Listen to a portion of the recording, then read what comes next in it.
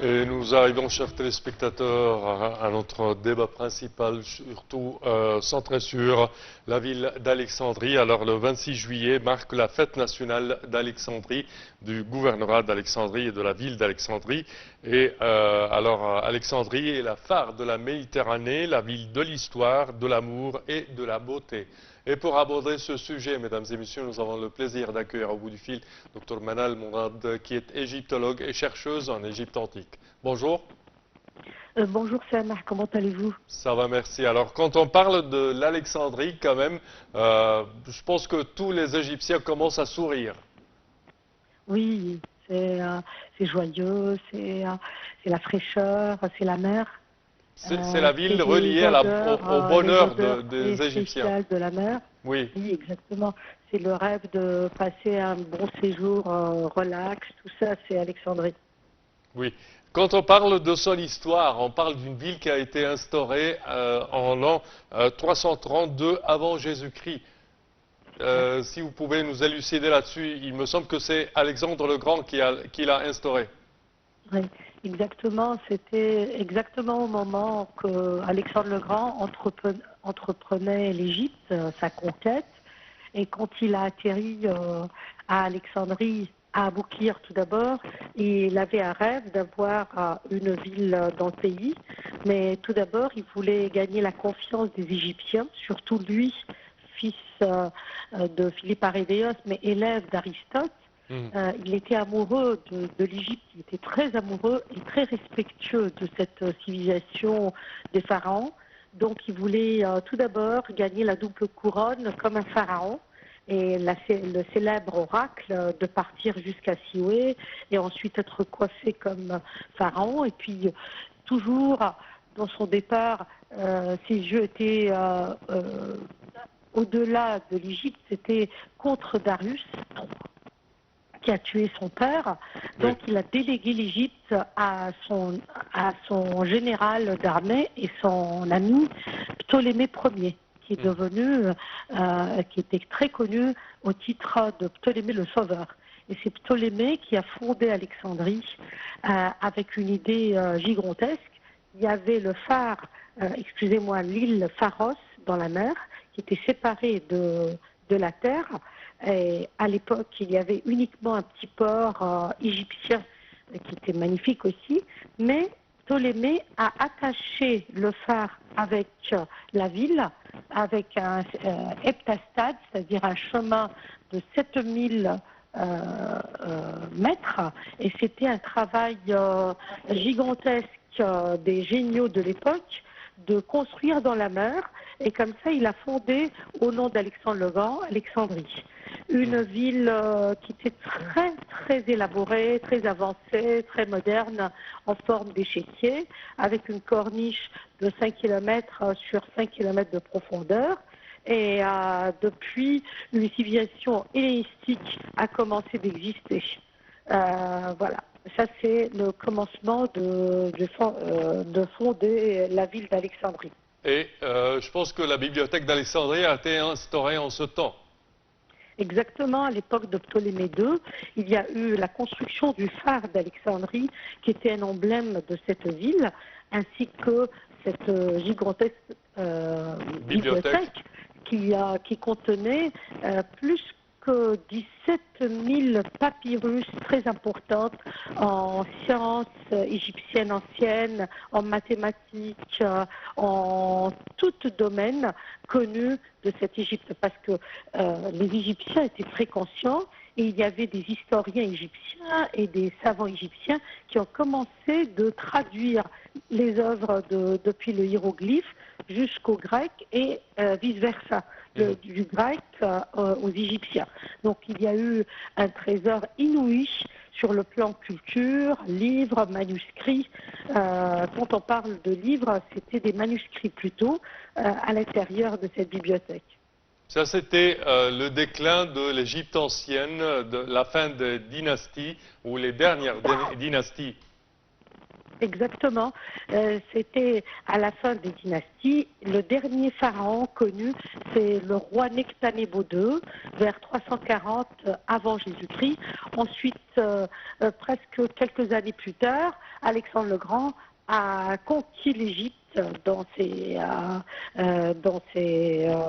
expéditions énormes qu'il faisait dans le monde entier. Et puisqu'il avait ce respect, il n'a pas détruit l'Égypte, au contraire, il a voulu respecter, construire, si on ose dire, syncrétiser les deux religions grecques et égyptiennes, syncrétiser les deux cultures, et une crème égyptienne qui existait à l'époque était obligée de connaître le grec pour aussi comprendre le nouveau maître du pays, si j'ose le dire. Mais on était sous le joug grec.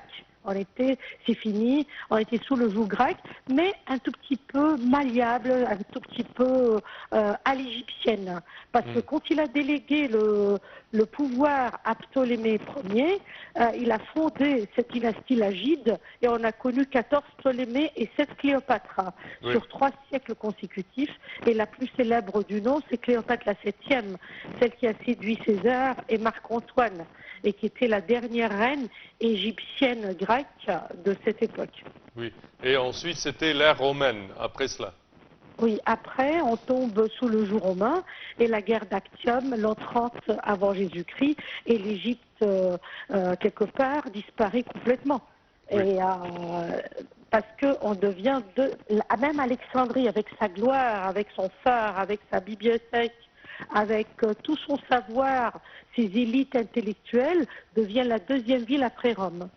Oui, oui.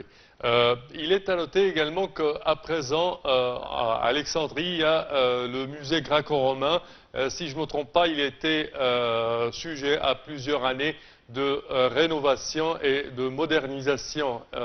Il a déjà ouvert ses portes ou pas encore? Oui, oui, il est bien ouvert.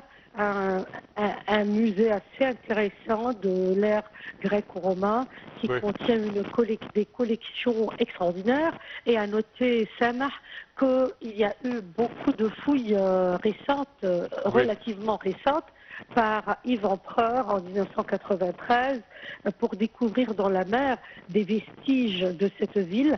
Aussi, toute cette tendance des archéologues de cette époque-là, Cortigiani, Jean-Pierre Cortigiani ou bien Yves Empereur, de découvrir une autre ville au-dessous de la nôtre, la ville ancienne, antique, avec ses mosaïques, avec toute sa gloire.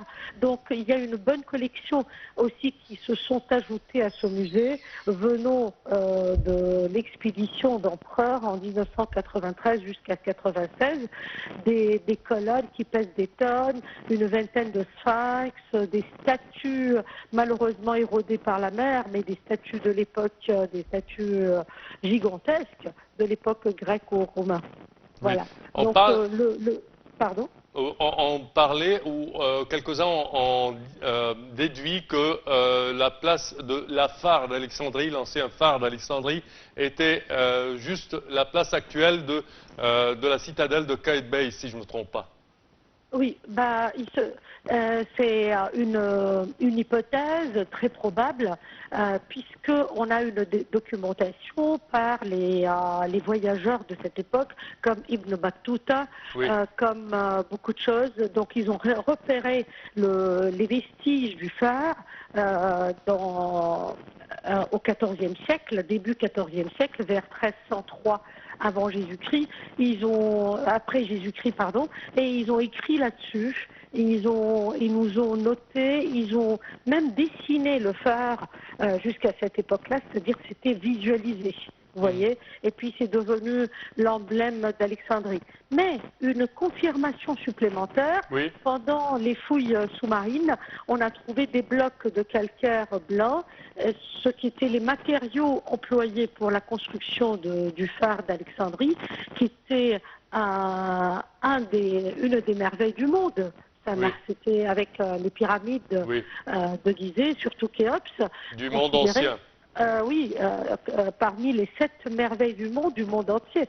Donc cette merveille qui a éclairé tous les marins, qui a guidé tous les marins pendant des siècles et des siècles, entre 3e siècle avant Jésus-Christ jusqu'au 13e siècle après le Christ, a disparu à cause des tremblements de terre, à cause de la non-maintenance, à cause de beaucoup de choses, à cause aussi de le remploi des blocs éparpillés à droite et à gauche. Au lieu de reconstituer le phare, on a remployé à l'époque mamelouk et à l'époque précédente les blocs de calcaire pour la construction d'autres choses, notamment une partie du fort de Qaïtbaï qui occupe cet emplacement.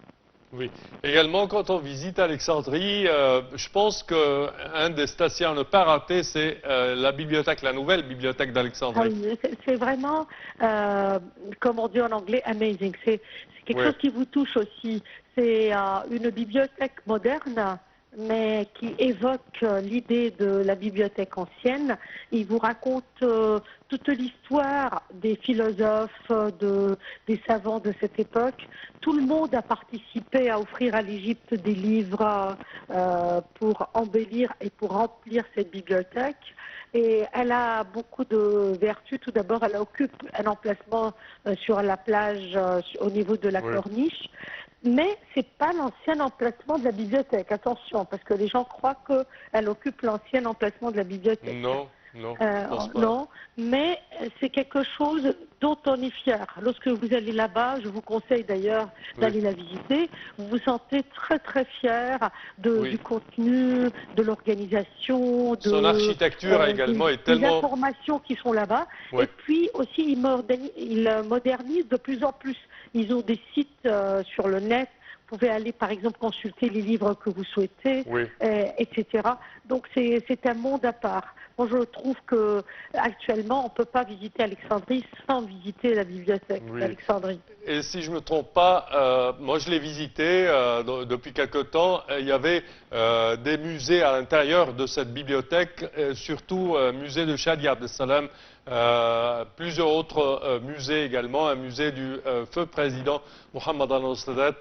Ce sont de vraies, je dirais, merveilles à visiter. Exactement. Il y a aussi beaucoup de musées contemporains, il y a beaucoup de peintres qui exposent et beaucoup de sculpteurs, comme Shadi Abdel Salam qui a fait le célèbre film de la momie.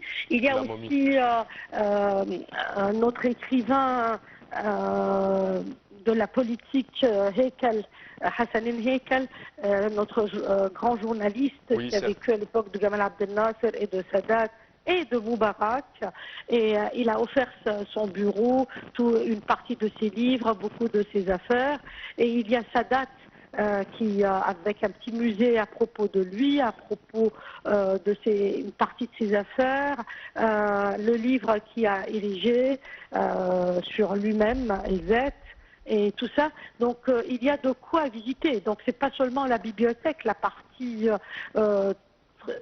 très, comment dirais-je, on se sent dans la gloire, vous voyez, du livre quand on est dans la bibliothèque, mais aussi au-dessous, il y a tous ces musées que vous venez de citer. Oui, oui. Également, quand on parle d'Alexandrie, on parle de la vieille ville d'Alexandrie. On parle du quartier Raml, du quartier Lamfouchi, plein d'endroits à visiter là-bas. Oui. Vous savez qu'Alexandrie a son charme. Il y a les anciens cafés. Vous savez que c'était une ville cosmopolite au 19e, 20e siècle, 21e siècle. Il y a Mahatet el-Raml avec tous les cafés anciens, tous les souvenirs de nos enfances, comme on se promène au centre-ville. Et au-dessous de vos pieds, à Mahatet el-Raml, il y a l'ancienne ville. Oui. En Mosulite d'Alexandre, l'ancienne Alexandrie. Et donc, il y a beaucoup de choses à Alexandrie. Il y a le moderne, il y a l'ancien, il y a l'actualité.